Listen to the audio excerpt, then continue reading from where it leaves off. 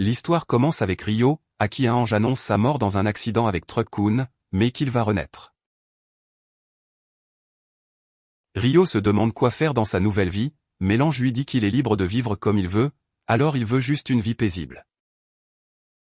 L'ange lui dit qu'il renaîtra dans un nouveau monde appelé Faille, plein de magie, où environ 20% des gens peuvent lancer des sorts avec leurs éléments naturels. On apprend qu'il est surtout compatible avec la magie de l'eau, et l'ange lui dit que, comme il veut une vie facile, il renaîtra dans la forêt de Rondo, où il aura une maison protégée par une barrière contre les monstres. Ryo reçoit aussi un kit de démarrage avec un frigo plein qui durera 2 mois, pour qu'il n'ait pas à se soucier de chasser pour se nourrir. Et il reçoit aussi un guide des monstres, qui contient des descriptions des monstres qu'il pourrait trouver dans la forêt.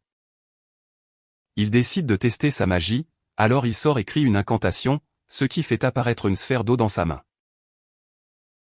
Mais il comprend que l'incantation n'est pas nécessaire, car tout est basé sur son imagination. Et tant qu'il peut l'imaginer, il peut libérer la magie. Il décide de se détendre et de prendre un bain, mais l'eau est trop froide, alors il essaie d'allumer un feu en frottant des bâtons ensemble. Il abandonne au bout d'un moment, mais il a une idée en regardant le soleil. Il décide d'abord de créer de la glace en comprimant l'eau en enlevant la chaleur. Et après s'être concentré pendant un moment, il crée de la glace et la façonne en loupe pour allumer un feu, et plus tard prend un bain, en pensant à quel point sa vie sera facile avec la magie. Le lendemain, il pense à ses plans futurs et se rend compte qu'il doit travailler sur ses capacités de combat pour survivre dans le monde. Il réussit à tirer sa boule d'eau, mais il sait que ça ne peut pas faire de dégâts. Alors il essaie de créer un jet d'eau. Mais même après s'être concentré dessus, c'est encore assez faible. Il se souvient des mots de l'ange qui lui a dit de compter sur son imagination, et il s'entraîne jusqu'à ce que ses jets d'eau soient corrects, et il apprend aussi à faire de l'eau chaude. Le lendemain matin, il essaie de créer de la glace à partir de rien, mais quand elle tombe par terre sans faire de dégâts, il ne perd pas espoir et continue à s'entraîner jusqu'à ce qu'il soit épuisé par la perte de mana et décide de faire une pause. Mais le lendemain matin, il reprend son entraînement, et après quelques jours, même s'il ne peut toujours pas tirer sa glace, il peut la créer presque instantanément. Il se fabrique une lance et décide d'essayer de chasser, alors il se dirige vers la forêt. Il trouve des pierres qu'il peut utiliser pour allumer un feu, mais il entend soudain un grognement et voit un sanglier courir vers lui. Il est figé par la panique, mais il esquive le cochon à la dernière seconde, et il charge à nouveau pour une autre attaque. Ryo reprend rapidement ses esprits et gèle le sol pour faire glisser le sanglier, puis crée des pointes dans lesquelles le sanglier court. De retour chez lui, il lit le guide et se rend compte que le petit sanglier est le plus facile à combattre dans la forêt. Il saute à la dernière page, qui est la section sur les monstres les plus dangereux. Il lit des passages sur des dragons qui peuvent facilement détruire des villes à eux seuls, et la seule façon de survivre est de courir, même s'il n'y a pas beaucoup d'espoir de survie. Il y a aussi une page qui mentionne des anges déchus appelés Akuma, mais il n'y a pas beaucoup d'informations à leur sujet. Ryo décide de laisser tomber ses vêtements et de retourner dans la forêt, mais pendant qu'il ne fait pas attention, un faucon assassin l'attaque et il se souvient de la façon dont ils utilisent leurs griffes ou leur bec pour attaquer. Alors il commence à créer des boucliers de glace pour se protéger. Il utilise ses jets d'eau pour attaquer, mais le faucon les dévie facilement et plonge droit sur lui, alors il se protège rapidement avec de la glace. Le faucon est assommé et se relève rapidement, mais on voit qu'il a perdu un de ses yeux, et il finit par s'envoler. Ryo est soulagé, mais il finit par se perdre dans les bois. Et alors qu'il essaie de retrouver son chemin, il tombe sur un lac brillant, et il trouve un homme sans tête sur son cheval. Après cela, Ryo tombe dans une routine où il chasse différents monstres, économise de la nourriture et pratique sa magie. Il est parfois vaincu par les monstres, mais il n'abandonne pas, et il devient bientôt assez fort pour couper même la pierre avec son jet d'eau. Il retourne voir l'homme sans tête, car il lui rend visite pour entraîner ses capacités de combat, mais son guide n'a aucune information à son sujet. Alors Ryo pense qu'il est peut-être trop avancé pour le niveau débutant. Il essaie d'attaquer, mais il n'est pas à la hauteur. Et même ses boucliers de glace ne le protègent pas, alors il est facilement vaincu. L'homme sans tête ne le tue pas, mais crée plutôt une épée d'eau et la lui donne, en lui disant de la maîtriser. Après cela, on voit Ryo chasser comme d'habitude lorsqu'il est attaqué par le même faucon assassin qu'avant, mais il a l'air plus sombre et semble avoir évolué. Il crée un mur de glace à 5 couches, mais le faucon le brise facilement et se défend aussi contre ses pointes de glace. Rio utilise plus de sa magie, mais ça ne sert à rien contre la voix et les ailes supersoniques du faucon. Le faucon laisse échapper de la foudre de sa bouche, mais Rio l'évite de justesse alors que sa lance sert de paratonnerre. Le faucon plonge sur lui, mais il sort son épée au dernier moment. Il est capable de traverser l'onde de choc du faucon, et alors qu'il revient pour une autre attaque, Rio trouve une ouverture et le poignarde dans le cou. Le faucon refuse d'accepter la défaite, et Rio réalise qu'il a évolué juste pour le combattre, mais il est reconnaissant car il a aussi eu la chance de s'améliorer. Après avoir tué le monstre, Rio rentre chez lui quand un dragon apparaît soudainement et commence à lui parler par télépathie. Il demande si Rio a vu un faucon, et Rio commence à s'excuser car il pense que le monstre travaillait pour lui, mais le dragon le félicite et dit qu'il doit être fort. Le dragon complimente son épée et explique qu'elle appartient au roi des fées, alors Rio a dû faire quelque chose de bien pour gagner sa faveur. Ils finissent par parler pendant un moment jusqu'à ce que quelqu'un appelle le dragon et qu'ils doivent partir. Le dragon se présente comme Lewen et dit qu'ils se reverront alors que Rio pense à quel point il était intéressant. Pendant ce temps, l'ange réalise quelque chose d'étrange et voit que Rio a en fait reçu un trait caché de jeunesse éternelle, qu'il n'a pas vu depuis le premier héros qu'il a envoyé dans le monde il y a 10 000 ans. Rio descend à la plage car il a envie de fruits de mer, mais il voit une épave et des gens échoués sur le rivage. Il se précipite pour vérifier leur pouls, mais un seul d'entre eux est encore en vie. On voit que le navire a été détruit par un monstre marin, et le garçon se réveille dans la maison de Rio. Il se lève et commence à explorer, se demandant où il est, mais Rio apparaît soudainement, et il est surpris car il ne l'a pas du tout senti venir. Il est curieux de savoir pourquoi Rio n'est pas habillé, mais il ne demande pas car ce serait impoli. Le garçon est reconnaissant à Rio de lui avoir sauvé la vie, et il se présente comme Abel. Rio pense qu'il n'a rien fait d'héroïque, et il est désolé pour les autres personnes qui sont mortes. Mais Abel mentionne que ce sont des contrebandiers, donc ce n'était pas une grosse perte pour lui. L'estomac d'Abel commence à gargouiller, et Rio lui offre un repas pendant lequel il explique qu'il ne peut pas faire de vêtements car il n'a pas de fil. Abel est curieux de savoir pourquoi il ne peut pas l'acheter à la ville, mais s'arrête en pensant que c'est trop impoli car Rio pourrait ne pas avoir l'argent. Mais Rio mentionne qu'il n'y a pas de ville ou de cité à proximité, donc avoir de l'argent est inutile. Abel est impressionné par la façon dont Rio survit seul, et il demande s'il utilise le couteau sur la table pour chasser de la nourriture. Mais Rio explique que c'est plutôt une arme de défense, et pour ses chasses, il compte sur sa magie de l'eau. Il remplit une cruche en utilisant sa magie, et Abel est choqué, car même dans les provinces centrales, seulement la moitié de la population est capable d'utiliser la magie, et Rio pense que l'ange lui a menti car la magie semble plus courante qu'on ne lui a dit. Abel veut confirmer quelque chose, alors ils retournent tous les deux à la plage. En chemin, Abel lui demande pourquoi il n'utilise pas son bâton, mais quand Rio mentionne qu'il n'en possède pas, Abel pense qu'il a fait une autre erreur car il ne peut probablement pas s'en permettre un. Alors il dit que si Rio a des problèmes, il devrait le laisser prendre les choses en main car c'est le moins qu'il puisse faire et Rio accepte avec hésitation. Ils arrivent tous les deux à l'épave et réalisent que les autres corps ont été soit mangés, soit emportés, alors Abel a de la chance que Rio l'ait sauvé. Abel réalise que ce qu'il cherchait n'est pas là, alors il doit maintenant se regrouper avec ses amis dans la ville de Leland et Rio lui dit qu'il doit se diriger loin au nord. Abel demande s'il veut le rejoindre comme guide car il connaît bien la région.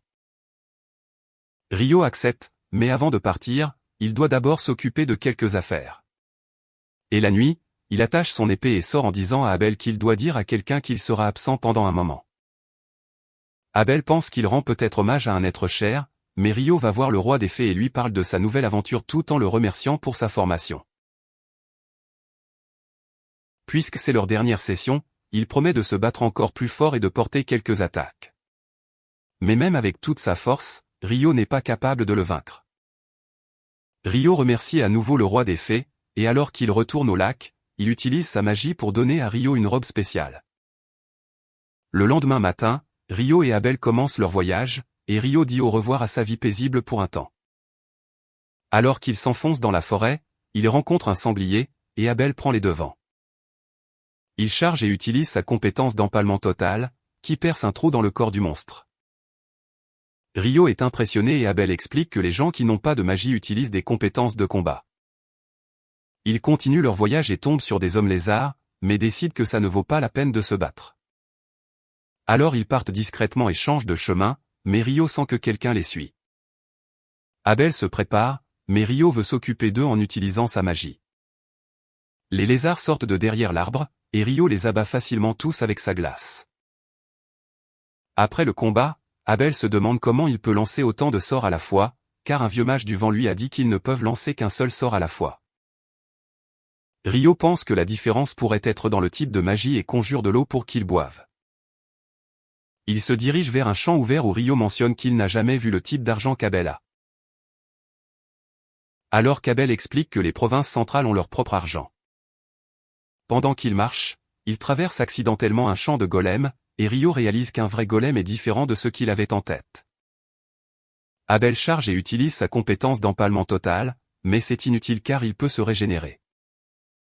Rio pense à une nouvelle astuce et crée un mur de glace de 10 couches pour écraser instantanément les golems. Il ne reste qu'un seul golem, mais il ne bouge pas, et ils réalisent tous les deux que les golems absorbent l'énergie du sol. Donc, quand le monstre a été projeté en l'air, ils ne pouvaient plus détecter le sol. Abel et Rio voient un hippopotame géant allongé sur le sol pendant que des vouivres l'attaquent, et une guerre de monstres se déroule devant eux, ce qui les excite. Ils installent tous les deux leur camp, et Abel mentionne le donjon, que Rio veut explorer. Alors Abel promet qu'il l'emmènera après qu'ils aient atteint le Lan. Ils parlent de nains et d'elfes, et la nuit passe rapidement. Rio note qu'ils approcheront bientôt d'autres humains après avoir traversé la montagne, et Abel se demande où il a obtenu ces informations. Rio pense à l'interaction qu'il a eue avec le Lan, qui lui a parlé de toutes les zones et continents voisins, mais il dit à Abel que certaines choses ne doivent pas être partagées. Sur leur chemin, un monstre géant vole au-dessus d'eux, et ils survivent à peine en lui jetant de la nourriture, mais cela les laisse secouer car il n'y avait aucun moyen de le vaincre. Abel sent que quelque chose ne va pas avec l'endroit, mais Rio défend rapidement sa maison en disant que peut-être il lui manque juste les compétences de survie nécessaires. Pendant qu'il parle, Rio réalise que les vouivres qui ont attaqué l'hippopotame ont volé vers le nord, et comme prévu, il les trouve en train de se régaler d'un autre monstre.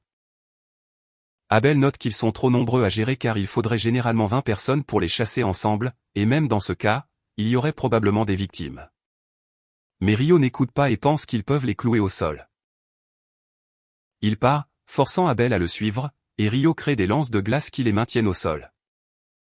Abel utilise son empalement total pour les tuer, mais ils sont pris en embuscade par une autre nuée de vouivres, mais Rio est capable de les éliminer. Abel prend une gemme verte du monstre, et quand il voit une autre nuée arriver, il se précipite vers eux pendant que Rio rit de la façon dont il est devenu avide d'os. Et alors qu'ils continuent, ils atteignent finalement la fin des montagnes. Rio note que cela ne l'aurait pas dérangé de combattre plus de vouivres, alors Abel lui dit qu'il ne devrait pas vouloir en rencontrer, mais il est heureux qu'ils aient rassemblé autant de pierres magiques. Il note à quel point ils sont allés loin vers le nord, se demandant où ils sont maintenant, et Rio espère qu'ils ne sont pas dans l'empire de Dubuque, alors Abel lui dit que l'empire serait beaucoup plus au nord. Rio est soulagé, et Abel se demande s'il a un problème avec l'empire, alors il mentionne qu'il n'aime tout simplement pas son nom. Rio remarque une route, et Abel réalise quelque chose à propos de la montagne qu'ils viennent de traverser. Mais il mentionne que s'ils se dirigent vers l'ouest sur la route, ils atteindront la ville de Caladi. Alors qu'ils commencent tous les deux à marcher, Rio avoue qu'il est excité de dormir dans un lit et de se détendre, et Abel mentionne qu'il devrait aussi essayer la nourriture de la ville. Ils atteignent une taverne, et Abel conseille à Rio de s'inscrire à la guilde des aventuriers, afin qu'il puisse obtenir une carte d'identification et voyager dans les villes sans payer de frais. Il explique que quand ils sont arrivés, il a agi comme garant de Rio et a payé des frais, alors Rio plaisante en disant qu'il lui doit quelque chose. Abel dit à Rio qu'ils peuvent aussi vendre des pierres magiques et des matériaux de monstres à bon prix à la guilde, mais pour les utiliser seuls, il aurait besoin d'un alchimiste. Rio est surpris d'entendre qu'ils ont de l'alchimie, mais quand sa nourriture arrive, il est encore plus choqué qu'ils aient du curry.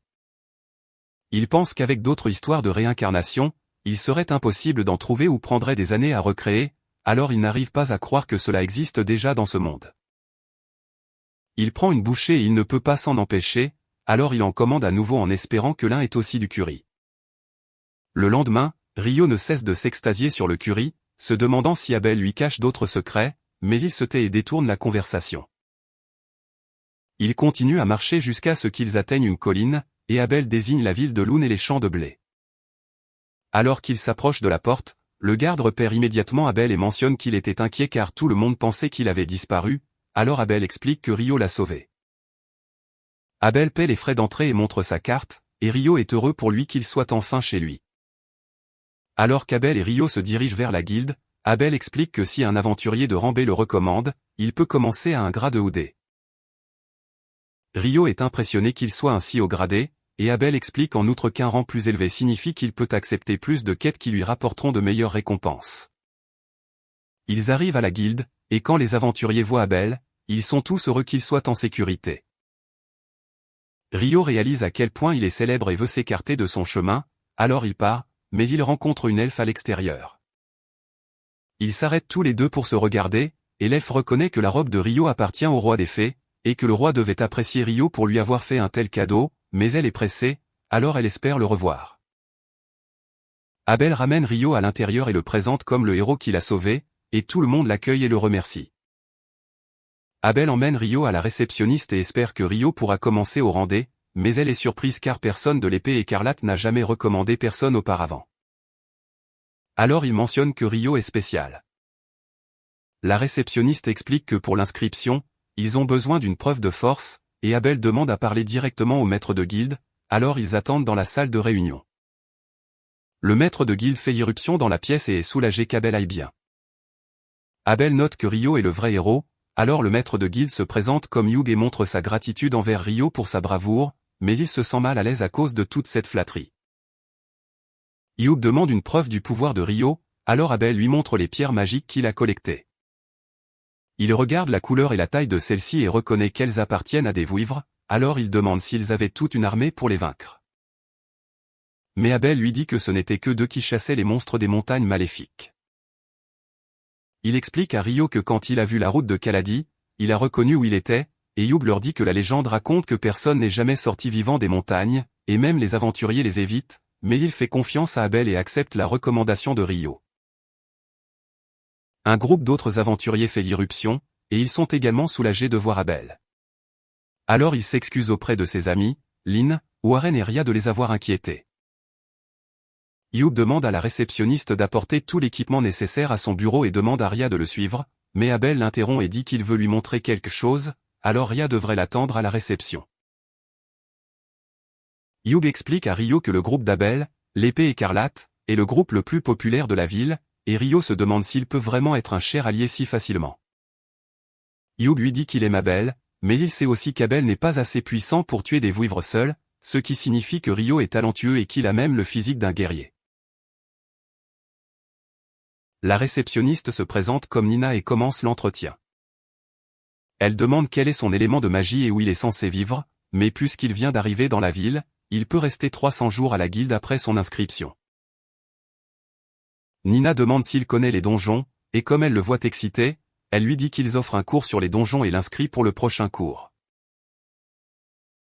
Rio pose ses mains sur le cristal pour son inscription et sa carte de guilde est créée alors que Nina le félicite de devenir un membre officiel. Quand ils partent, Hugh s'effondre sur son siège car il est soulagé et il informe tout le monde du retour d'Abel. Abel emmène Rio récupérer son paiement et lui dit qu'il veut lui acheter des vêtements et un bâton parce que chaque magicien a un bâton. Rio mentionne qu'il peut utiliser sa magie sans bâton et qu'il a la possibilité d'utiliser son épée, mais Abel pense que ce n'est qu'un couteau. Rio mentionne qu'il manque encore de connaissances sur de nombreuses choses fondamentales dans le monde. Alors Abel lui fait un résumé pendant qu'ils font du shopping, et il apprend que le temps est le même que sur Terre avec 24 heures dans une journée et 7 jours dans une semaine. Les mesures pour les vêtements sont en centimètres, et puisqu'il y a aussi du curry dans le monde, il réalise que quelqu'un d'autre a dû être réincarné là-bas et a eu un grand impact. Abel sort de la boutique, et Rio se demande où il se dirige ensuite. Alors Abel mentionne une fête et il retourne à la guilde où tout le monde célèbre le retour sain et sauf d'Abel et la bravoure de Rio. Le lendemain, Rio se plaint d'avoir trop bu, et Nina lui présente ses colocataires Nils et Ito. Quand Nina part, Nils commence à s'extasier sur elle, mais Ito lui dit qu'il n'a aucune chance avec elle. Nina revient bientôt avec un autre garçon nommé Amand, et il leur raconte comment sa famille est morte. Il est donc venu à l'un pour gagner sa vie, et Rio se présente puisqu'ils ont tous les deux le cours de donjon le lendemain.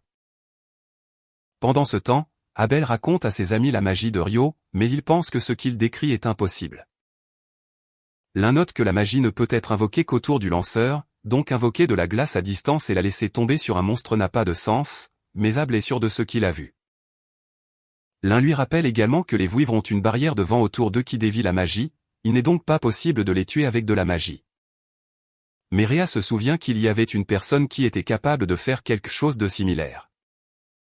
Elle mentionne le magicien infernal qui, disait-on, était capable de réduire une vouivre en cendres avec un seul sort, et même de détruire une armée entière en un instant. Ria pense que si Abel dit la vérité, alors Rio est une découverte incroyable pour eux, et elle craint ce qui arrivera s'il se retourne contre eux et fait équipe avec l'Empire ennemi. Mais Abel note que cela n'arriverait jamais, car Rio ne serait jamais associé au nom de Dubuis.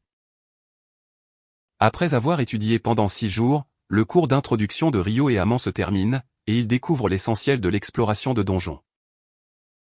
Ils doivent aller à la première couche du donjon, et Amand est nerveux, alors Rio essaie de le calmer. Rio demande à l'instructeur s'il est possible de voyager instantanément vers des couches qu'ils ont déjà nettoyées, alors l'instructeur note que c'est possible dans certains donjons du Sud, mais le donjon de Lune n'a pas cette fonctionnalité. Nous avons appris que la ville de Lune a été construite autour d'un donjon souterrain, et tous les quelques années, la grande marée de sangliers se produit lorsque la population de monstres croît rapidement et qu'ils remontent à la surface, de sorte que la ville a construit des murs doubles pour les empêcher de percer. Rio est fasciné par la façon dont la ville se protège, mais Amand pense que la marée de tempête semble dangereuse. Alors l'instructeur lui dit de ne pas s'inquiéter car il est peu probable que cela se produise de sitôt. Alors qu'ils entrent, Rio remarque qu'Amand est stressé, alors il lui assure qu'ils vont bien. L'instructeur leur dit que la première couche est exempte de monstres. Mais quand Rio et Amand explorent, Rio sent quelque chose devant. Il dit à Amand qu'il va coincer le monstre en utilisant sa magie, il devrait donc saisir l'opportunité de l'achever. Une fourmi soldat rampe vers eux, et Rio se souvient avoir lu à ce sujet dans son guide que la façon la plus simple de la tuer est de frapper la base de son cou. Il utilise ses lances de glace pour l'immobiliser, et il demande à Amand de porter le coup de grâce. Après avoir tué la fourmi, Amand a plus confiance en lui, et Rio lui dit de saisir sa pierre magique. Amand se demande si c'est autorisé, alors Rio note qu'ils sont des aventuriers, et c'est ainsi qu'ils gagnent leur vie. Après cela, Rio et les autres célèbrent, et Ito a été impressionné qu'ils aient pu abattre une fourmi soldat lors de leur première fois. Amand veut retourner au donjon, alors Rio l'invite à le rejoindre puisqu'il prévoit de descendre au 3e niveau. Mais il se souvient que le premier niveau était censé être dégagé, alors il se demande ce qu'une fourmi soldat faisait là. Nils note qu'il ne devrait y avoir que des chauves-souris au premier étage, et Edo mentionne que des fourmis ont été repérées sur les 2 premières couches au cours des derniers mois. Abel apparaît soudainement révélant que les fourmis peuvent se frayer un chemin vers le haut, et il se présente aux nouveaux amis de Rio qui n'en reviennent pas de rencontrer Abel de l'épée écarlate. Nils mentionne qu'Abel est son héros demandant à lui serrer la main, et Abel leur dit de ne pas trop se forcer car survivre est la première priorité d'un aventurier. Riel se demande ce qu'il fait à la guilde, alors Abel lui dit qu'il revient juste d'une aventure, mais il est interrompu par le reste de son groupe car ils étaient censés aller d'abord au maître de guilde.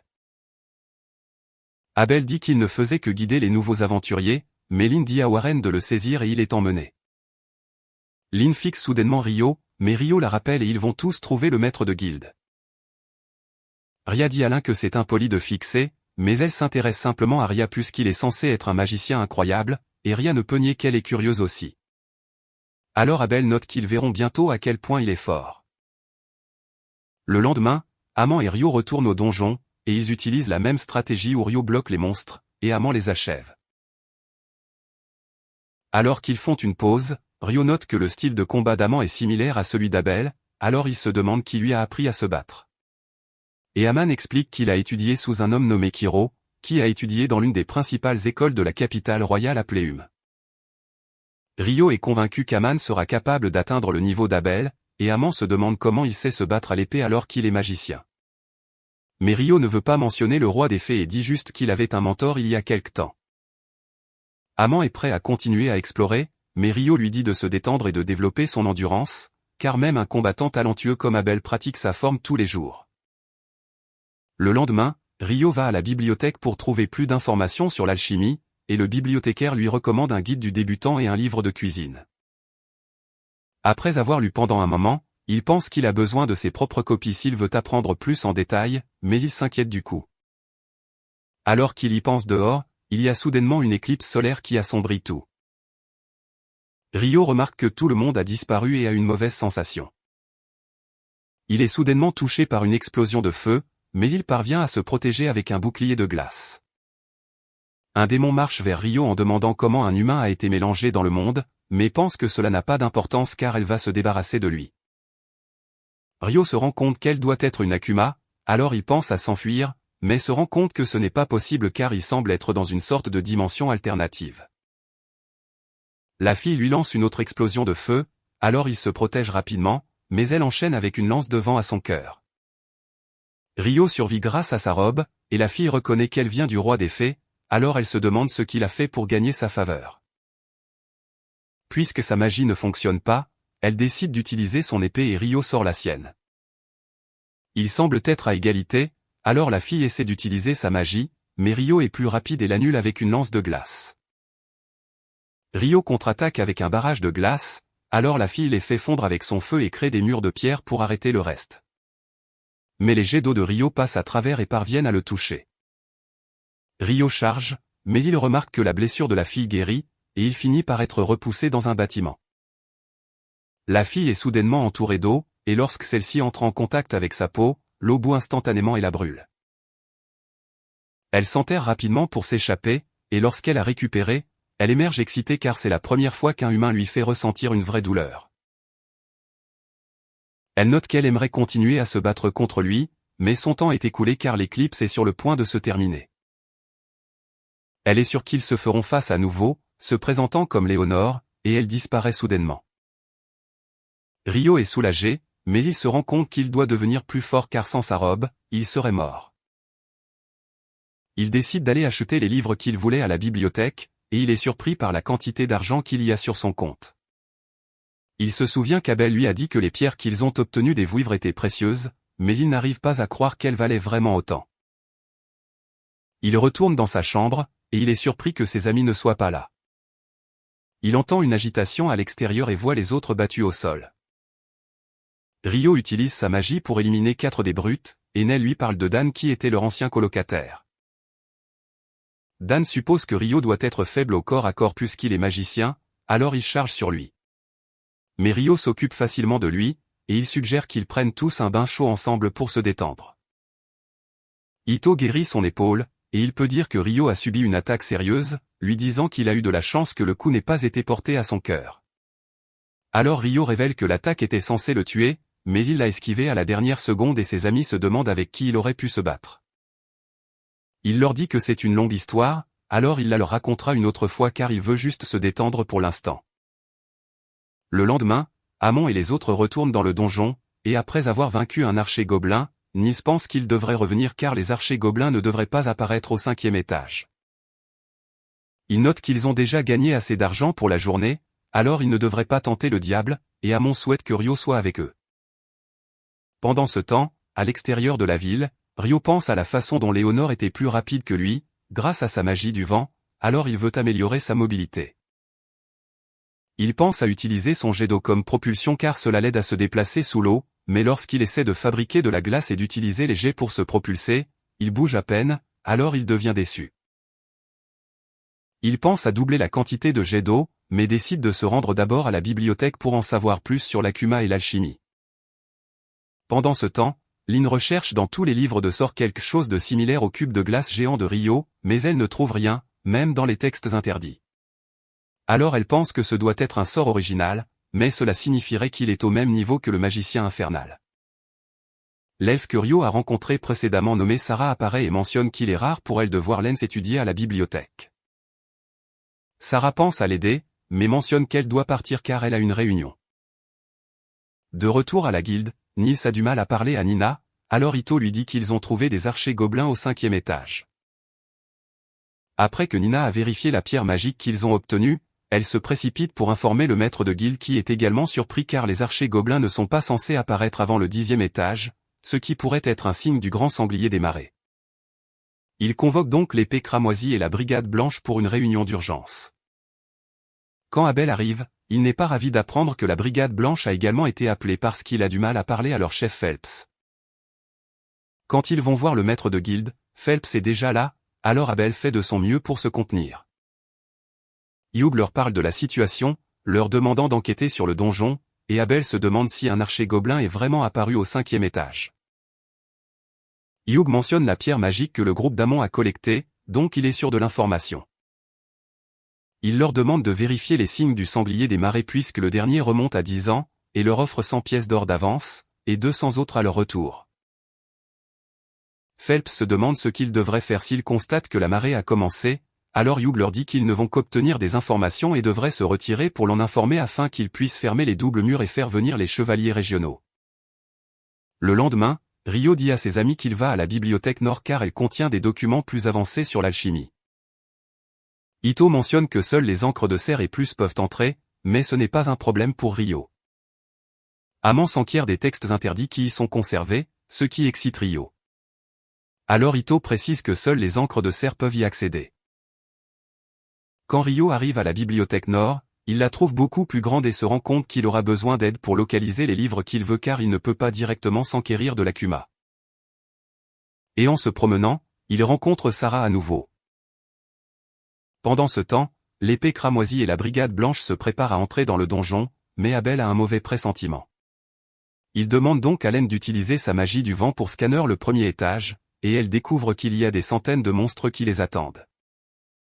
Alors Hugh déclare une urgence et demande à tous les aventuriers disponibles de se diriger vers le donjon. De retour à la bibliothèque, Sarah est contente de revoir Rio et se demande ce qu'il fait là. Il veut s'enquérir de l'Akuma, mais se rend compte que cela sonnerait étrange, alors il lui dit qu'il veut étudier l'alchimie. Sarah est surprise car l'alchimie est un sujet difficile, et Rio mentionne qu'il veut créer un golem, alors elle le guide vers les livres qui pourraient l'aider. Pendant qu'il parle, nous apprenons qu'il est rare qu'une elfe vive dans une colonie humaine, mais elle en est heureuse car cela l'a amenée à le rencontrer. Pendant ce temps, à l'extérieur du donjon, les monstres percent la porte, et des centaines de gobelins commencent à sortir.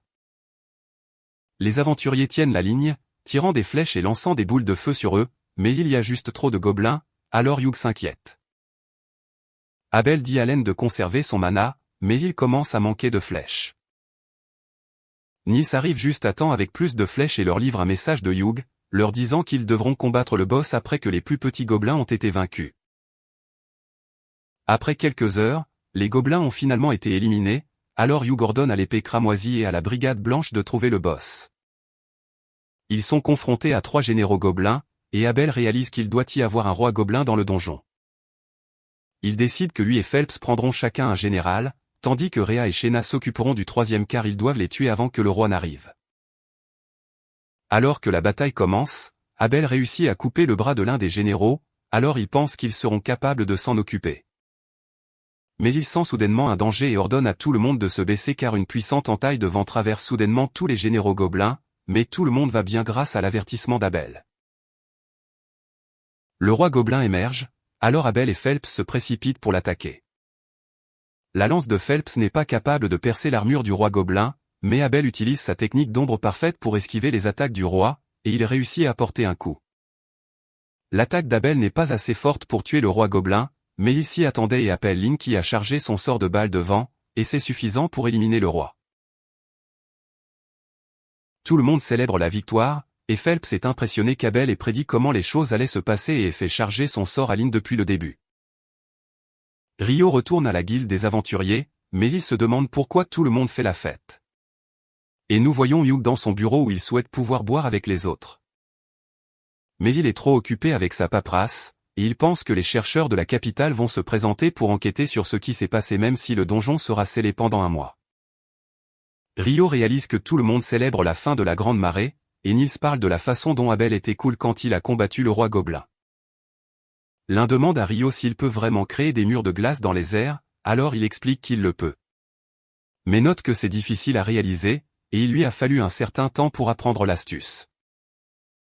Elle lui demande s'il a utilisé des incantations pour le faire, mais il mentionne qu'elles ne sont pas nécessaires pour lancer des sorts, et elle est confuse par sa réponse. Nis lui dit que la nourriture est sur le point de s'épuiser, alors il part chercher quelque chose à manger. Enable dit à Len qu'il peut utiliser la magie sans incantation, mais elle n'arrive pas à croire que c'est possible. Après cela, Rio se demande pourquoi Nels et ses amis travaillent, alors Nels explique qu'il n'y a pas de quête disponible car le donjon est fermé et personne n'a besoin d'aide à la surface. Rio révèle qu'il cherche un minerai qu'il peut utiliser pour pratiquer l'alchimie, et Ito sait qu'il parle du cuivre magique, mais il sait que c'est cher. Rio note qu'une poignée d'entre eux vaut 50 pièces d'or, et il décide de les embaucher tous les trois en promettant de leur payer 4 pièces d'or chacun s'ils l'aident à collecter du cuivre magique dans une mine abandonnée. Il ajoute qu'il achètera le cuivre magique qu'ils trouveront pour 25 pièces d'or chacun, et il pense que c'est une excellente offre, alors il décide de travailler pour lui. Rio retourne dans sa chambre, mais il voit un groupe de chevaliers intimider une fille à l'extérieur, et ils sont sur le point de l'emmener, mais Dan les arrête soudainement. L'un d'eux sort son épée, et il menace de tuer Dan, mais il s'écrase soudainement au sol. Il se demande ce qui se passe et essaie de se relever, mais il retombe, et Phelps dit aux chevaliers d'arrêter. Il gronde les chevaliers pour leurs actions et révèle qu'il est de la famille Emlen, leur disant que son père était l'ancien commandant des chevaliers royaux. Il leur dit de partir, alors il s'enfuit, et il félicite Dan d'avoir protégé la fille, lui disant de la ramener à ses amis. Phelps réalise que Rio regardait, et il se demande ce qui est arrivé aux chevaliers, mais Phelps explique qu'il a juste glissé. Il révèle qu'Abel a parlé de la magie de Rio et a mentionné que la grande marée n'aurait pas été un problème s'il les avait aidés. Mais Shena apparaît et lui dit qu'il est temps de partir, alors il dit au revoir à Rio.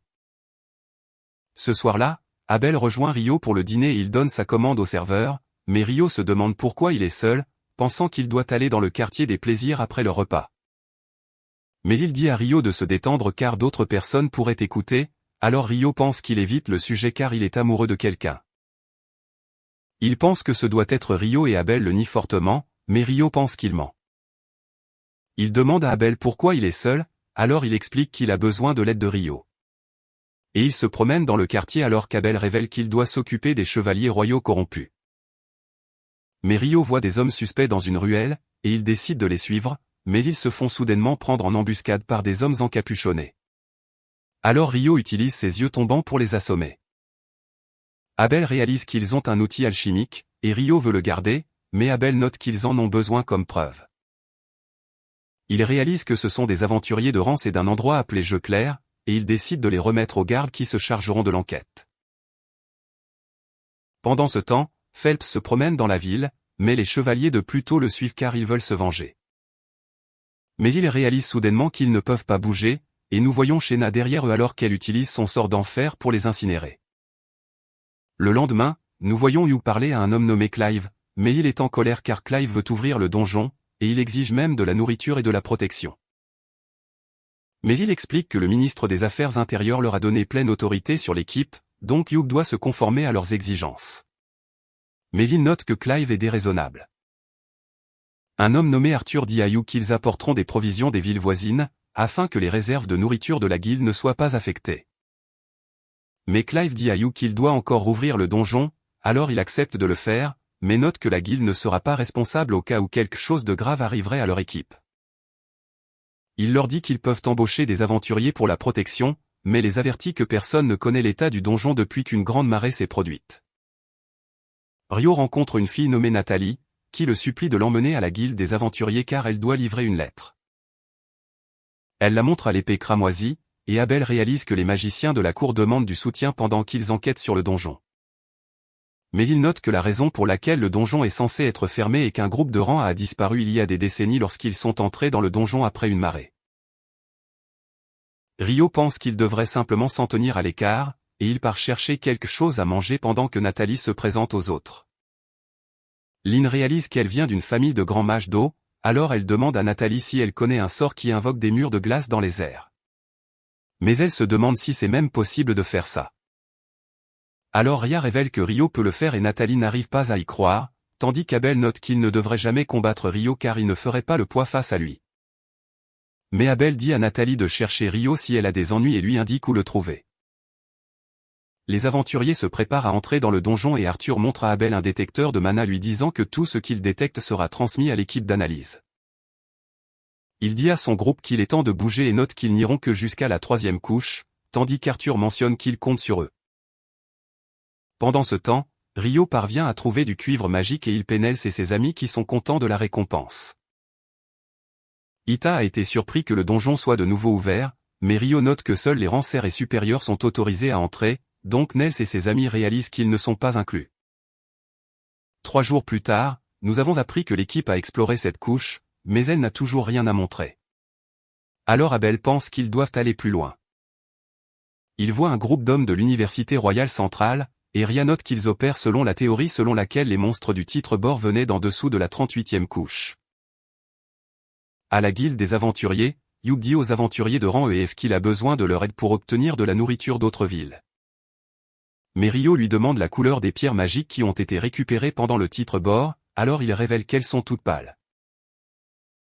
Clive voit une étrange ouverture dans le mur, et il décide d'appeler à la porte en ordonnant à ses hommes de l'examiner. Ils utilisent donc leur équipement pour mesurer le mana à l'intérieur, mais tout le monde disparaît soudainement, et Nathalie réalise que les lectures ont disparu. L'équipe réalise qu'elle a été relocalisée, et Clive croit que la porte les a téléportés, pensant que c'est de là que venaient les monstres du titre bord. Il pense que la découverte l'aidera à devenir chef de département, mais un homme voit quelque chose au loin, et il réalise que des monstres approchent. L'équipe d'analyse détecte du mana sur la 40e couche, mais il disparaît soudainement. Et un mage du collège de magie nommé Christopher leur demande si quelque chose d'étrange se passe dans le donjon. Ils ne lui disent rien, et il sait que c'est parce qu'ils appartiennent à différentes organisations, mais il note que des gens ont disparu dans le donjon il y a quelques instants. Il révèle qu'il était sur le point d'entrer dans le donjon avec les aventuriers qu'il a embauchés, mais ils ont soudainement disparu sous ses yeux, alors l'équipe d'analyse lui parle de leur situation. Ils lui disent qu'ils ont eu une lecture de la 40e couche, alors il réalise que les aventuriers y ont été envoyés. Mais il pense qu'il est impossible de les sauver car aucun aventurier n'a jamais dépassé la 38e couche. Il note que même les groupes de rang B ont du mal au-delà de la 30e couche, mais un homme pense que l'équipe va bien parce qu'elle est avec l'épée cramoisie. Christopher note qu'il a envoyé un messager pour informer le maître de guilde de cette situation, afin qu'il puisse agir, mais Nathalie s'enfuit soudainement. Hugh apprend la situation, et il n'arrive pas à croire que l'équipe d'enquête ait disparu. Il décide donc de se rendre à l'entrée du donjon pour confirmer ce qui se passe. On voit Rio à la bibliothèque où il voit Sarah, et il lui dit qu'il veut comparer les archives des éclipses passées et des grands mascarets, mais il ne sait pas où chercher. Alors elle lui fait visiter les lieux en notant que les éclipses solaires se sont toujours produites avant les mascarets, mais ce n'était jamais une éclipse totale comme celle qui s'est produite récemment. Il lui demande ce qu'elle sait des pierres magiques, alors elle note qu'elles deviennent plus vives plus longtemps un monstre vit. Mais il lui dit que les monstres du titre bord ont des pierres pâles. Alors elle réalise qu'ils viennent d'apparaître, mais il pense qu'il est étrange que les généraux gobelins et le roi viennent d'apparaître tout d'un coup, et il se demande s'ils ont été créés artificiellement. Il pense qu'elle savait déjà que les pierres étaient pâles, et elle admet qu'elle a déjà vérifié les archives révélant que les pierres étaient également pâles lors des mascarets passés. Il n'arrive pas à croire que de tels enregistrements existent et elle propose de les lui montrer en lui disant de la suivre. Nous revenons à l'équipe d'enquête alors qu'Arthur se demande si leurs instruments fonctionnent toujours. Alors un homme révèle que leur détecteur de mana est toujours actif. Lynn mentionne que les gens à la surface pourraient envoyer de l'aide, mais Arthur pense que c'est peu probable car il peut sentir quelque chose dans l'air. Rhea note que cela lui rappelle la place du sanctuaire, qui est la magie défensive ultime qui dévie les sorts et les attaques, et Abel réalise qu'ils sont piégés dans une barrière. Elle pense que ça doit être énorme puisqu'ils ne peuvent pas voir les limites, et il dit à Len d'utiliser sa magie de sondage pour vérifier ce qu'il y a dans la zone. Alors elle lance le sort et note qu'il y a des milliers d'humains à proximité, mais il y a 50 formes de vie qu'elle n'a jamais vues auparavant. Arthur pense que ça doit être Clive et les autres, alors il décide de les chercher, pensant qu'il est préférable de se regrouper avec eux. Hugh apprend que l'équipe d'enquête est au 40e lair, et Christopher se demande pourquoi ils ont disparu, pensant qu'il est dangereux d'entrer dans le donjon car cela pourrait se reproduire. Hugh est d'accord avec lui, alors il décide de ne pas envoyer d'équipe de secours et de prier pour que tout aille bien. L'équipe de Clive est attaquée, alors ils utilisent leur barrière pour se défendre, mais ils subissent toujours des pertes, et il réalise qu'il y a des démons dans la zone. Ses hommes chargent, mais les démons les abattent alors qu'ils réalisent qu'ils n'ont aucune chance. Abel voit les démons, tandis que Rhea note qu'ils sont immunisés contre la magie, et qu'ils sont encore plus forts que les humains, mais Arthur ordonne à ses hommes de les encercler. Clive et ses hommes se cachent dans leurs barrières, et ils pensent que c'est fini pour eux, mais les démons sont soudainement poignardés par des javelots élémentaires.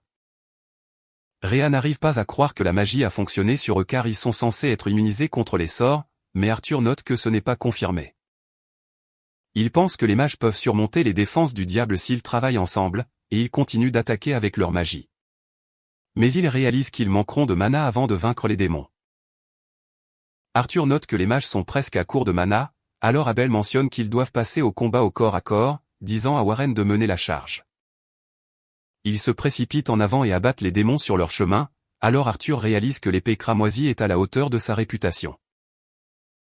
Mais l'un s'effondre soudainement et Rhea mentionne qu'ils sont également à court de mana, tandis qu'Abel réalise qu'il ne reste plus que 6 démons. Mais Rhea note que leur chef est un prince démon, et il est si puissant que seul un héros peut le vaincre. Abel décide de se battre quand même, et il abat 2 des démons, mais le prince envoie ses amis valser, alors il s'inquiète. Rhea lui dit qu'ils vont bien, mais le prince l'attaque soudainement, et il réalise qu'il ne peut rivaliser avec sa vitesse et sa force. Les mages essaient de le détruire, mais leurs sorts n'ont aucun effet et les démons les submergent avec leurs projectiles. Le prince charge, alors Abel utilise sa compétence d'épée pour ralentir le temps et il parvient à parer son attaque. Il donne un coup de tête, mais il esquive son attaque et riposte. Alors il tombe à genoux, et le prince se prépare à en finir avec lui. Mais Rios apparaît soudainement, et il mentionne qu'il est là pour sauver Abel, lui disant qu'il doit devenir plus fort car il a failli être tué par les démons.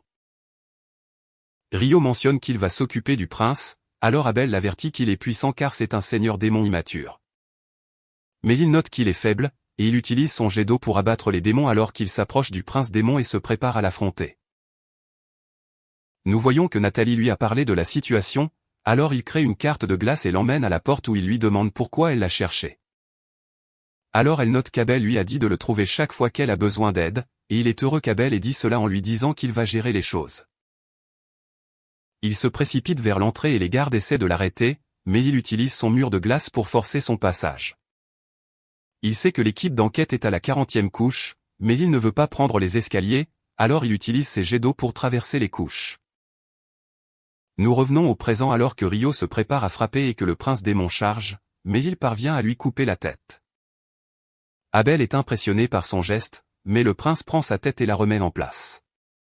Alors Rio réalise que le prince est plus coriace qu'il ne le pensait, mais il pense toujours qu'il est faible. Il décide de tester sa capacité à se régénérer, alors il utilise son jet d'eau pour le couper en morceaux, et sa pierre magique se brise lorsqu'il atteint sa limite. Son corps se transforme en poussière, et Abel remercie Riel de les avoir sauvés, promettant de lui donner de la nourriture gratuite en récompense. Rhea est content qu'Abel aille bien, tandis qu'Arthur se présente comme conseiller auprès des magiciens royaux, et il remercie Riel d'avoir vaincu les démons. Mais il révèle que des gens sont morts pendant le combat, et il note que les mages récupéreront leur reste après avoir retrouvé suffisamment de mana. Abel mentionne qu'ils devraient récupérer les pierres magiques du diable et partager l'argent qu'ils gagneront avec les familles des défunts, mais Rio est surpris d'apprendre qu'ils ont combattu des démons. Abel note qu'ils ne se sont pas montrés depuis des centaines d'années et Rio pense à Léonore se demandant si les Akumas sont différents des démons. Il dit à tout le monde qu'il a utilisé son sort de sondage à la couche 39, mais il a remarqué quelque chose d'étrange près des escaliers, alors il suggère de vérifier cela sur leur chemin du retour. Abel remarque que les pierres magiques du diable sont noires, et Arthur mentionne que les démons seraient apparus au hasard, alors tout le monde croit qu'ils peuvent utiliser la magie de l'espace-temps. On voit un héros nommé Roman alors qu'il s'approche d'un hôtel avec son groupe, mais Léonard apparaît soudainement, et il pense qu'elle est le seigneur démon. L'un d'eux mentionne qu'ils ont utilisé l'hôtel pour invoquer le seigneur démon, mais elle se demande pourquoi il ferait cela. Alors Roman lui dit qu'il doit vaincre le seigneur démon puisqu'il est le héros. Elle pense qu'il doit être fort, alors elle est excitée de le combattre, mais elle le bête instantanément, et elle est déçue de voir à quel point il est faible. Ses amis se préparent à l'affronter, mais elle promet de ne pas les combattre à moins qu'ils ne l'attaquent et leur dit de sauver leur héros. Elle prend un joyau sacré de l'autel et remarque que le combat était ennuyeux, mais au moins, elle a obtenu quelque chose digne d'intérêt. Elle révèle qu'elle n'est pas le seigneur démon et les aventuriers ne la croient pas parce qu'elle est surpuissante, mais elle leur dit qu'ils peuvent vaincre le seigneur démon actuel s'ils travaillent ensemble. Ils sont confus en entendant cela, mais elle leur parle de Ryo, révélant qu'il est le seul humain qui peut la suivre. Alors Roman réalise qu'il y a quelqu'un de plus fort que lui et alors qu'elle part par son portail, elle lui dit qu'il a encore beaucoup de chemin à parcourir avant de devenir l'humain le plus fort. Nous retournons à Abel alors qu'il voit des aventuriers qui les attendent dans les escaliers et Arthur pense qu'ils sont avec Clive. Alors Abel réalise qu'ils n'étaient pas les seuls à être téléportés. Il voit un étrange artefact sur le sol, et Ryo pense que c'est la chose qu'il a vue quand il a utilisé son sort de sonde. Alors qu'Arthur réalise qu'il dégageait du mana, il décide de le garder dans son sac barrière et note qu'il devrait le rapporter comme preuve. Alors qu'il monte les escaliers, Ryo demande à Abel des nouvelles du magasin de Curie à Lune, alors il réalise que Ryo veut l'essayer et promet de l'Y emmener. Ils sont retournés à la surface et Hugh est content qu'il soit revenu vivant, mais il se demande pourquoi Ryo a ignoré les gardes et s'est précipité dans le donjon. Arthur note qu'il leur a sauvé la vie et Hugh est surpris d'entendre cela, alors Arthur lui dit qu'il devrait parler dans la tente. Il raconte à Hugh tout ce qui s'est passé et il pense qu'Abel a sauvé tout le monde, mais Arthur révèle qu'il a failli être tué par le prince démon. Il note qu'Abel serait mort si Ryo n'était pas intervenu, révélant qu'il a facilement vaincu les démons, mais Arthur pense que les nobles vont l'embêter s'ils apprennent ses pouvoirs. Alors il suggère de ne laisser aucune trace officielle des actions de Ryo, et Hugh décide de suivre son plan car il veut rester du bon côté de Ryo. Le lendemain, Ryo se promène dans la ville, et il sent soudainement du curry, alors il se dirige vers un magasin voisin où il voit Sarah. Il lui dit qu'il est allé là-bas parce qu'il a senti du curry, alors elle mentionne qu'il est au bon endroit, et ils donnent tous les deux leur commande à la serveuse. Sarah lui demande où il habite, alors il lui dit qu'il séjourne dans les dortoirs de la guilde, qui est un endroit pour les débutants, mais il note qu'il est passé au rang des quand il s'est inscrit. La serveuse leur donne leur nourriture, et ils apprécient leur repas, donc ils passent tous les deux un bon moment. Ryo se demande pourquoi il ne voit pas Sarah dans la guilde, alors elle révèle qu'elle travaille en dehors de la capitale en tant qu'instructrice d'escrime des chevaliers de Lune. Elle l'invite à avoir un faux combat avec elle, et il se prépare à se battre dans l'arène alors qu'elle note qu'elle peut sentir sa frustration car il n'est pas satisfait de son dernier combat. Ils commencent à se battre avec leurs épées, et les chevaliers sont étonnés que Ryo puisse la suivre, alors qu'elle note que ses compétences sont impressionnantes. Mais elle décide de se battre sérieusement, et il essaie de se défendre, mais il est dépassé par sa vitesse. Elle réussit à briser son épée, alors il admet sa défaite, mais elle pense toujours qu'il est incroyable, car il a pu bloquer ses attaques alors qu'elle utilisait sa robe de vent pour augmenter sa vitesse. Elle se demande pourquoi il est un épéiste talentueux, alors il révèle que le roi des fées lui a tout appris, elle pense que le roi des fées doit l'aimer plus qu'il a décidé de l'aider. Mais une servante nommée Rolita lui rappelle qu'il est temps de donner des leçons, alors Sarah lui dit de montrer à Ryo le chemin du retour, lui disant qu'elle a passé un bon moment. Rolita emmène Ryo à la porte où il rencontre Hugh qui lui dit de le rejoindre dans la calèche. Hugh révèle qu'Arthur lui a tout raconté, alors il remercie Ryo d'avoir sauvé l'équipe d'enquête, mais note qu'il doit le punir pour avoir ignoré les gardes au donjon. Alors il donne à Ryo un travail comme punition, lui disant d'escorter des marchands dans un endroit appelé Whitnash et de retourner à Lynn ensuite. Nis dit à Ryo que sa ville natale a émis une demande de chasse, et il veut l'accepter, mais il n'est pas qualifié car c'est une quête de randée. Nous avons appris que Nels et ses amis sont toujours des aventuriers de rang A, alors il veut former un groupe avec Ryo pour terminer la quête, et Amon note qu'il y a des gobelins et des squelettes autour du village. Ito note que c'est étrange car ils ne restent généralement pas au même endroit, mais Ryo veut voir les squelettes, alors il décide d'accepter la quête. Il parle avec Hugh qui révèle que la quête vient d'un endroit appelé Kaladi, mais elle a été transmise à l'un car personne n'a pu la terminer. Il note que deux groupes ont accepté la quête, mais ils ont tous les deux échoué, et le deuxième groupe a rapporté que les villageois ne voulaient pas coopérer avec eux. Il dit à Nels et à ses amis de faire attention car le premier groupe est revenu gravement blessé, et il note que le travail d'escorte de Ryo est dans quelques jours, il a donc encore le temps de terminer la quête. Ryo et ses amis atteignent le village et les gens saluent Nel qui mentionne qu'il est content d'être de retour. Il parle au maire Bolan, qui est heureux de le revoir, lui disant qu'il a grandi, mais il note qu'il n'est parti que depuis 1 an. Il présente ses amis à Bolan, qui réalise qu'ils sont là pour terminer la requête, et Nis lui demande pourquoi les villageois n'ont pas coopéré avec le deuxième groupe. Il explique que c'est parce que le premier groupe a emmené le combat dans les bois de l'Est, qui est censé être une zone interdite. Alors quand le deuxième groupe s'est présenté, les villageois les ont immédiatement chassés.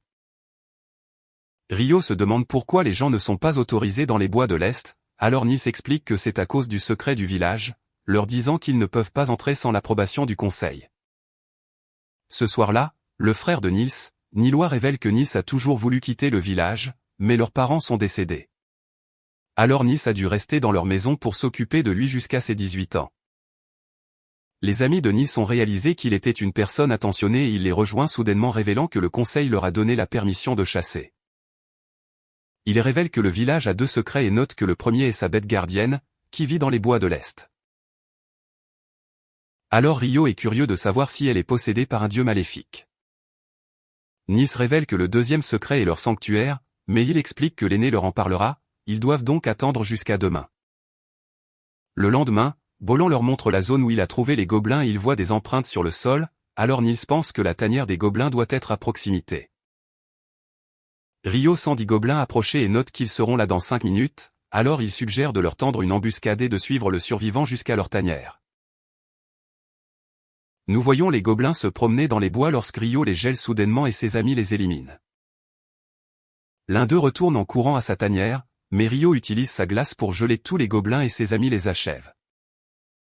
Un général gobelin sort de la grotte et Nils pense qu'ils ne peuvent pas le vaincre, alors il suggère de s'enfuir. Mais Ryo le retient avec ses chaînes de glace et le jette au sol, et Nils l'achève. Il retourne au village où il rencontre l'aîné Nasu qui les félicite d'avoir vaincu les gobelins, et elle les conduit à travers les bois de l'Est. Ito lui pose des questions sur le charme sur son bâton, se demandant si c'est l'emblème de la déesse mère de la terre, et elle est impressionnée qu'il ait pu le reconnaître. Ryo lui pose des questions sur la déesse, alors il révèle qu'elle appartenait au panthéon des 7, mais Nasa note que tout le monde adore maintenant la déesse de la lumière, donc les 6 autres ont été oubliés. Mais les anciens du village adorent toujours la mère de la terre, et elle révèle qu'elle peut toujours utiliser la magie de guérison, mais ses sorts sont différents de ceux utilisés dans les temples de la lumière. Elle note que contrairement aux autres mages, les serviteurs de la mère de la terre n'ont pas besoin d'incantations, et elle se demande pourquoi tout le monde pense qu'ils sont nécessaires pour lancer des sorts. Ils atteignent une grotte où Noza appelle la bête gardienne, et un loup géant apparaît, mais Ryo est déçu car il n'est pas maléfique. Il le trouve intéressant, alors il se présente comme Kuzan et Noza n'arrive pas à croire qu'il lui ait donné son nom car cela ne s'était jamais produit auparavant. Kuzan révèle qu'il est un parent des fées et qu'il a pris goût à Ryo à cause de sa présence, mais il se demande pourquoi les fées l'aiment. Il révèle qu'il y a des squelettes autour du sanctuaire, et il a piégé un puissant monstre à l'intérieur, promettant de le libérer après qu'ils aient vaincu les squelettes. Ito utilise sa magie de la lumière pour éliminer les squelettes, et ils ouvrent le sanctuaire réalisant qu'il y a un arche-squelette à l'intérieur. Ryo crée des marteaux de glace pour ses amis et donne le signal à Kuzan, alors il enlève le seau et le squelette se précipite à l'extérieur. Mais Ryo recouvre le sol de glace, ce qui fait glisser et tomber le squelette, et ses amis le démolissent pendant qu'il est à terre. Il essaie de se relever, mais il retombe une fois de plus, et Nils porte le coup de grâce. Ils entrent dans le sanctuaire alors que Nasu révèle qu'elle n'y est jamais allée auparavant, mais elle réalise qu'une partie du joyau manque. Elle note qu'il brillait autrefois, mais il est soudainement devenu sombre et s'est brisé. Et elle se demande si la grotte des gobelins a reçu du pouvoir du sanctuaire, pensant que ce doit être la raison pour laquelle les gobelins ont commencé à apparaître. Alors elle décide de bloquer la grotte, pensant que cela les empêchera de se reproduire. Après avoir quitté le village, ils réalisent que cela fait près de 300 jours qu'ils sont devenus des aventuriers, ils ne peuvent donc plus rester au dortoir. Nils mentionne qu'après leur départ, il trouvera un endroit où vivre avec Ito, et il invite Aman et Ryo à les rejoindre. Aman accepte immédiatement de vivre avec eux, mais Ryo note qu'il a besoin de temps pour y réfléchir, car il y a encore des choses qu'il doit prendre en considération. À la guilde des aventuriers, Yub dit à Abel de le remplacer au festival de Whitnashport, expliquant qu'il envoie habituellement Phelps le faire, mais il est occupé par ses autres fonctions. Nous voyons 2 mages se battre dans une arène, mais leur lieutenant Oscar les interrompt soudainement et leur dit d'écouter leur commandant Fiona. Elle note qu'elle partira avec Oscar pour Whitnash, et qu'ils ne seront pas de retour avant 2 mois, mais elle s'attend à ce que tout le monde s'améliore pendant leur absence. Nous voyons Ryo au milieu de sa mission d'escorte, et il est surpris de voir Nels et ses amis qui se trouvent sur le même travail. Et ils ne savent pas à quoi s'attendre car c'est leur première mission d'escorte, alors ils sont heureux d'avoir Rio avec eux. Ils se demandent pourquoi ils doivent passer 9 jours à Whitnash, alors Nils explique que c'est à cause du festival du port ouvert, qui a lieu tous les 5 ans. Leur groupe atteint Whitnash, et un marchand remercie les aventuriers de l'avoir escorté, leur disant de profiter de leur séjour car ils seront libres pendant 9 jours. Rio décide de rejoindre Nils et ses amis, et ils dînent ensemble alors qu'ils réalisent que la nourriture y est incroyable. Le lendemain, on voit Oscar sur le point d'entrer à Whitnash, mais son ami lui dit qu'ils sont bloqués car une calèche devant eux a des problèmes avec ses papiers. Il lui demande ce qu'il pense de leur voyage, alors il remarque qu'il ne sait pas ce que mijote Sa Majesté impériale, mais il pense qu'il veut se débarrasser de ses ennemis pendant l'absence de Fiona. Nous avons appris qu'elle est la fille préférée de l'empereur parce que c'est une guerrière talentueuse, et Oscar pense qu'il ne veut pas qu'elle voie le côté obscur de son règne. Alors il veut purger les nobles qui s'opposent à lui. Mais Oscar explique que ce n'est qu'une théorie et note qu'il se concentrera sur la protection de Fiona. Les nobles se réunissent dans un manoir où ils voient le troisième prince de l'Empire, Conrad, qui pense que Fiona doit être épuisée car elle n'est pas habituée aux rassemblements sociaux. Il lui dit de se reposer pendant qu'il s'occupe de tout, et il commence à parler aux autres nobles pendant qu'elle retourne dans sa chambre où sa servante Marie se rend compte qu'elle est épuisée. Alors elle l'aide à se déshabiller, et Fiona mentionne qu'elle est contente que Conrad lui ait permis de partir car elle n'aime pas passer du temps avec d'autres nobles. Elle ne sait pas comment il gère tous les invités à la fête et Marie lui rappelle que son talent pour l'épée et la magie est inégalé, mais Fiona pense que c'est la seule chose qui l'a fait se démarquer. Rio et ses amis assistent au festival où ils remarquent qu'Abel est l'un des invités spéciaux et Nils est attiré quand il voit Fiona. Mais Io lui dit qu'elle est hors de sa portée car c'est une princesse impériale. L'un arrive avec les autres et Rio leur demande pourquoi Abel est un invité spécial. Alors Rio explique qu'il remplace Hugh jusqu'à son arrivée. Lynn remarque que les invités sont entourés d'une barrière de vent et mentionne que le trésor du seigneur de Whitnash doit en être la source, mais elle a entendu dire qu'il l'utilise rarement car ce n'est pas efficace. Elle sait que Fiona est une commandante de la division de la magie impériale, alors elle se demande si Oscar est également là, mais Ria se demande qui il est. Alors elle explique que c'est le magicien infernal et Ria remarque qu'elle ne veut pas s'attirer ses foudres car ses compétences sont légendaires. Le groupe de l'un part se promener dans le festival, mais Oscar manque de heurter Rio. Alors il recule et Nils lui dit de faire attention car l'endroit est bondé. Oscar commence à se promener dans la ville et il mentionne qu'il n'aime pas les foules, mais Georgian lui rappelle que Fiona veut essayer la nourriture au festival. Alors elle va pleurer s'ils reviennent les mains vides et il dit à Oscar quelle nourriture elle veut manger. Abel parle à Conrad qui le reconnaît comme le remplaçant de Hugh et lui dit qu'il a l'air familier, mais Abel mentionne qu'ils ne se sont jamais rencontrés auparavant. Il note qu'il a rencontré Fiona, alors il se demande si Oscar est également là, mais Conrad explique qu'il n'est pas autorisé à parler de lui et dit à Abel qu'il doit y aller. On voit Fiona se reposer à nouveau dans sa chambre, et elle mentionne qu'elle déteste se comporter comme une princesse pendant que tout le monde la regarde. Oscar et Jürgen arrivent avec sa nourriture, et Jürgen rappelle à Oscar qu'il a failli heurter Rio, alors il note que c'était limite, mais ils ne se sont évités que parce que Rio a réagi rapidement. Il utilise sa magie pour chauffer la nourriture, alors Fiona le remercie et l'appelle son maître, mais il lui dit de ne pas l'appeler ainsi devant tout le monde. On le voit, lui et Ito, essayer un défi de tir à l'arc, mais ils n'ont pas réussi à atteindre leur cible, et Rio dit à Abel d'essayer. Il décide de s'y lancer, et il touche dans le mille, alors tout le monde pense qu'il est incroyable. Il voit Rio avec ses amis, et il se demande pourquoi il transporte autant de choses, alors elle explique que les femmes ont certains besoins. Lynn révèle qu'elle est en colère car il avait promis de sortir avec elle, mais n'est pas venu, et elle l'emmène. Sarah rend visite à Nina et lui dit qu'elle recherche Rio car elle veut lui parler de quelque chose qu'elle a trouvé à la bibliothèque. Mais Nina révèle qu'il est parti pour terminer une quête et note qu'il ne sera pas de retour avant un moment.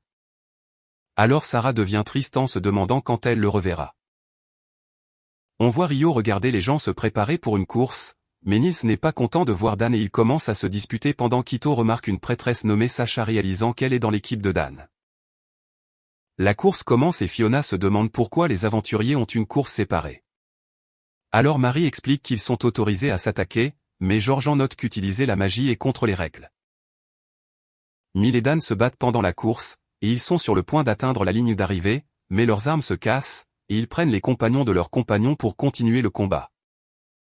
Mais ils finissent par se casser à nouveau, alors ils commencent à se donner des coups de poing, et Rio note qu'ils auraient gagné s'ils avaient simplement traversé le pont. Ils commencent à se battre, mais cela fait basculer leur bateau, et ils tombent tous les deux à l'eau. Leurs équipes perdent la course, mais elles reçoivent un prix spécial pour avoir diverti la foule, et ils se battent aussi pour ça. Après cela, tout le monde voit un étrange navire appelé le tireur de pluie, et Hugh explique qu'il utilise la magie du vent et de l'eau pour se déplacer.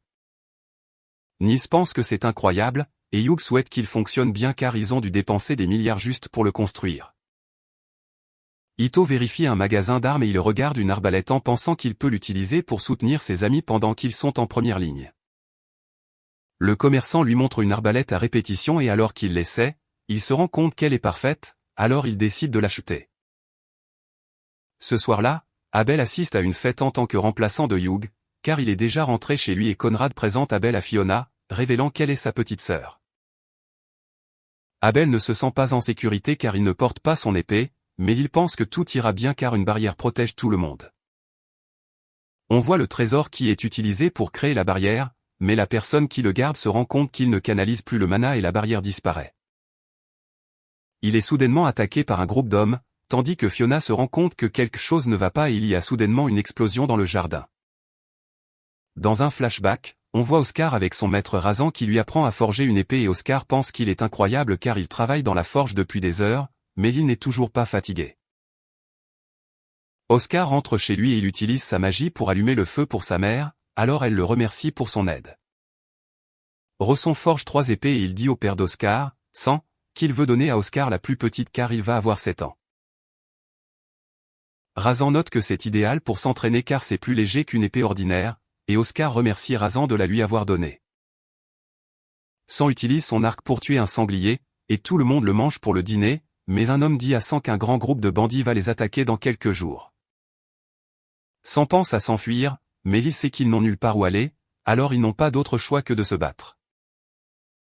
Quand ils voient les bandits approcher et qu'ils utilisent leurs arcs pour les abattre, mais les bandits chargent, alors Sam dit à Oscar de se cacher pendant qu'il les combat. Le bandit Buscana élimine les archers et ouvre la porte à ces hommes qui se précipitent dans le village.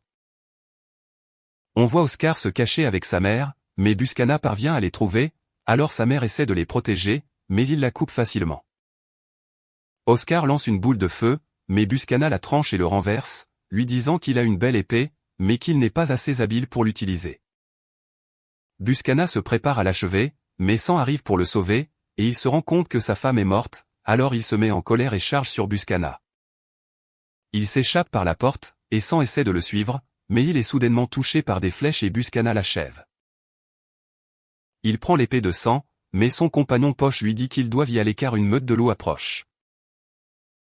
Il mange les restes des villageois et Rosanna arrive réalisant que les parents d'Oscar ont été tués.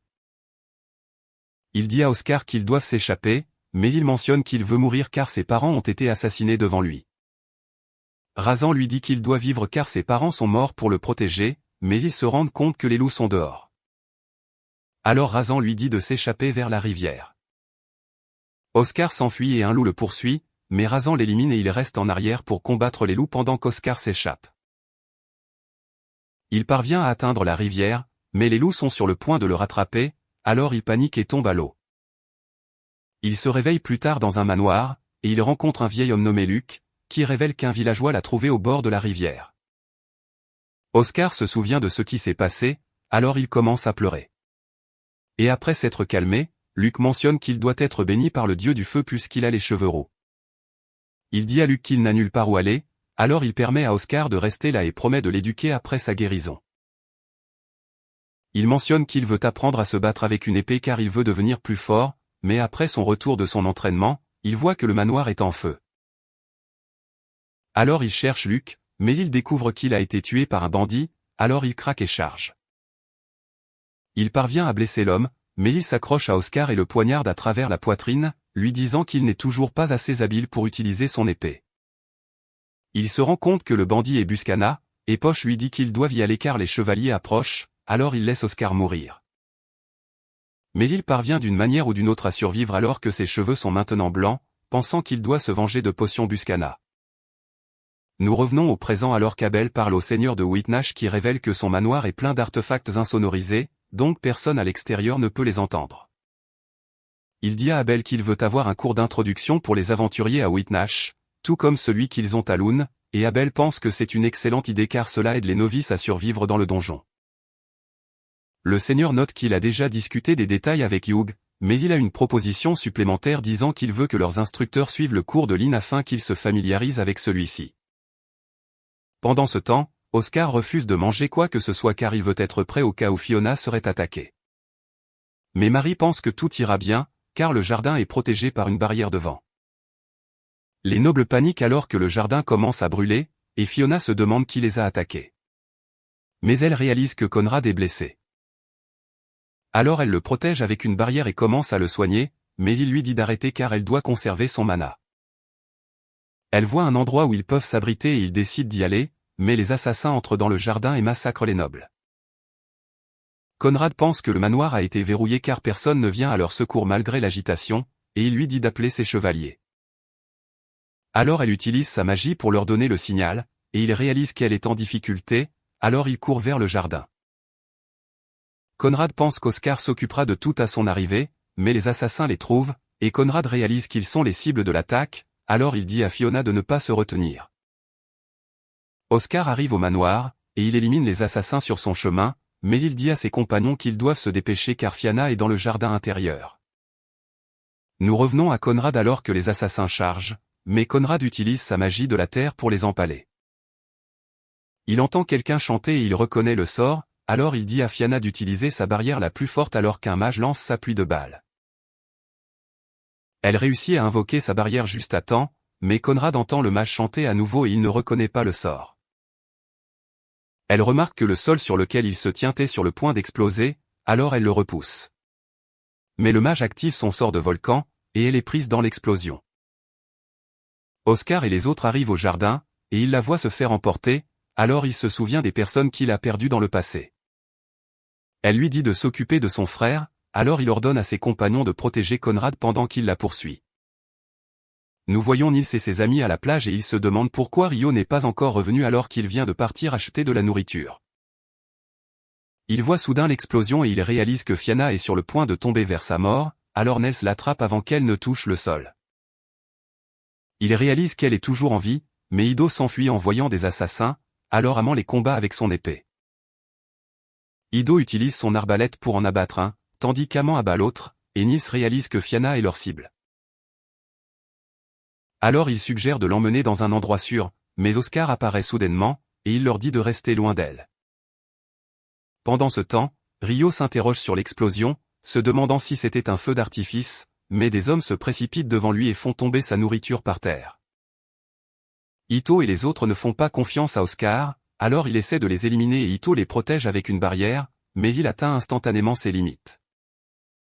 Oscar leur dit qu'ils ne sont pas dignes de toucher Fiona et Ito continue d'utiliser sa barrière, mais elle se brise et ils sont tous touchés. Ito s'effondre et Oscar se prépare à les achever, mais Rio arrive juste à temps. Il voit l'état de ses amis, alors il demande à Oscar ce qu'il fait, mais il continue d'attaquer.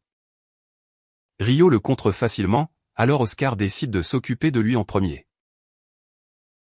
Rio invoque son mur de glace à 10 couches pour se défendre, et Oscar est choqué qu'il y ait quelqu'un à son niveau.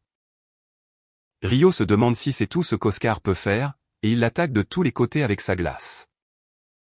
Oscar crée une tornade pour se défendre, brûlant Rio au passage, mais nous voyons qu'il s'est protégé et qu'il se prépare à attaquer avec son épée. Oscar dégaine sa propre épée s'affrontant à Rio, mais il semble être à égalité. Alors qu'il se prépare à devenir plus sérieux, Abel apparaît soudainement et leur dit d'arrêter. Rio menace de le geler s'il se met en travers de son chemin, mais Abel reconnaît Oscar comme le lieutenant de Fiona. Il explique qu'il est le représentant du maître de guilde et que Rio et ses amis ne sont que des aventuriers qui n'ont rien à voir avec l'attaque du manoir du Seigneur. Oscar commence à réaliser la situation, mais Rio veut toujours le tuer à cause de ce qu'il a fait à ses amis. Il menace même de geler Fiona, alors Oscar craque et l'attaque avec sa magie la plus puissante, mais Rio utilise ses jets d'eau et la contre complètement. Il demande à Abel s'il peut achever Oscar, mais il lui dit que ce serait un incident international qui pourrait mener à une guerre. Il dit à Oscar qu'il a été envoyé par Conrad pour assurer la sécurité de Fiona, et il leur dit qu'il n'y a aucun intérêt à leur combat. Il sait que Rio est en colère, mais il le supplie de se retirer. Rio se demande si Abel serait capable d'arrêter si c'était Rio qui avait été blessé, mais il note qu'elle ne voudrait pas non plus d'une guerre. Rio se prépare à continuer, mais Abel se met en travers de son chemin, et il se demande pourquoi Abel n'a pas bougé. Alors il note qu'il ne veut pas que Rio soit la raison d'une guerre et qu'il était prêt à donner sa vie pour l'arrêter.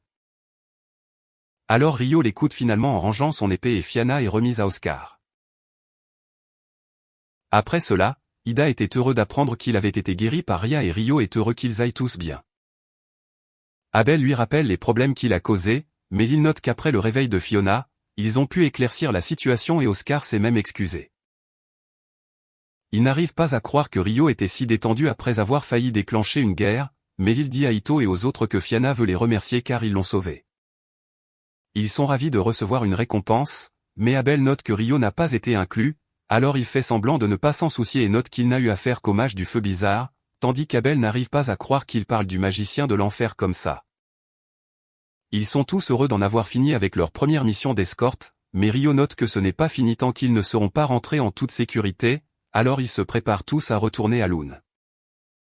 Pendant ce temps, nous voyons Sarah dans la bibliothèque, et elle se demande quand Rio sera de retour. Elle pense à la façon dont elle ne l'a rencontré qu'il y a un mois, alors elle se demande pourquoi elle pense toujours à lui. Elle se dirige vers le bar, mais elle voit soudain qu'il est de retour, alors elle se précipite vers lui. Elle finit par l'emmener dans la section interdite de la bibliothèque, lui disant qu'il aurait normalement besoin d'être au moins classé pour y entrer, et elle lui montre des notes qu'elle a trouvées sur l'alchimie. Il trouve cela intéressant et s'excuse de l'avoir fait attendre, mais elle lui dit de ne pas s'inquiéter. Nous apprenons que tout ce qui est sur papier peut être copié à l'aide d'un sort de transcription, mais comme les notes sont sur une peau de mouton, le sort ne fonctionne pas. Rio est surpris d'apprendre le sort, et Sarah n'arrive pas à croire que même s'il est si fort, il ne connaît pas un sort aussi basique. Après avoir fait une copie des notes, il se demande comment Sarah peut se permettre les frais d'entrée de la bibliothèque puisqu'elle y est toujours. Alors elle mentionne qu'elle travaille pour le Seigneur et qu'il a renoncé aux frais d'entrée pour elle. Rio pense qu'elle a de la chance et elle note que c'est ainsi qu'elle a également pu obtenir sa permission d'aller dans la zone interdite. Rio commence à se demander quel âge elle a, alors elle révèle qu'elle a 200 ans, ce qui le surprend car elle est si jolie, et elle est gênée d'entendre cela. Sarah l'emmène chez un transcripteur, mais il rencontre Abel, et Rio plaisante en disant que c'est une surprise de le voir travailler. Abel se demande comment ils se connaissent, alors Rio mentionne que Sarah est comme son professeur, mais il note qu'il est pressé, mais Rio demande à lui parler plus tard. Alors qu'il se prépare à entrer, Sarah interroge Rio sur la façon dont il lui parle. Elle note qu'elle pensait qu'il était toujours un peu nerveux de lui parler puisqu'elle est classée B. Mais après avoir vu à quel point il était désinvolte avec Abel, elle veut qu'il la traite de la même manière et elle le fait commencer en lui faisant l'appeler son ami. Après cela, Rio va voir Abel qui se demande de quoi il voulait parler. Il note qu'Abel ne lui a jamais offert le repas qu'il avait promis, alors il essaie de trouver une excuse, mais Rio lui demande plutôt son aide pour trouver un endroit où vivre. Il note que ses amis emménagent tous ensemble, mais comme il prévoit de faire des expériences avec l'alchimie et la magie, il veut un endroit avec une grande cour. Il note qu'il a beaucoup d'argent après avoir vendu les pierres magiques des Vouivres, et il imagine acheter le domaine d'un noble. Mais il s'avère qu'il n'est pas possible d'acheter les propriétés d'un noble car il est de basse naissance. Alors Abel demande à son associé s'il existe d'autres options appropriées, et il mentionne une ferme qui se trouve juste à l'extérieur de la ville. Ils vont vérifier, et Rio pense que c'est exactement ce qu'il cherchait. L'homme pense qu'il ne peut pas se le permettre car c'est 50 millions, mais Rio accepte instantanément de le prendre. Nous voyons l'ange alors qu'il pense à la façon dont Rio voulait juste une vie paisible.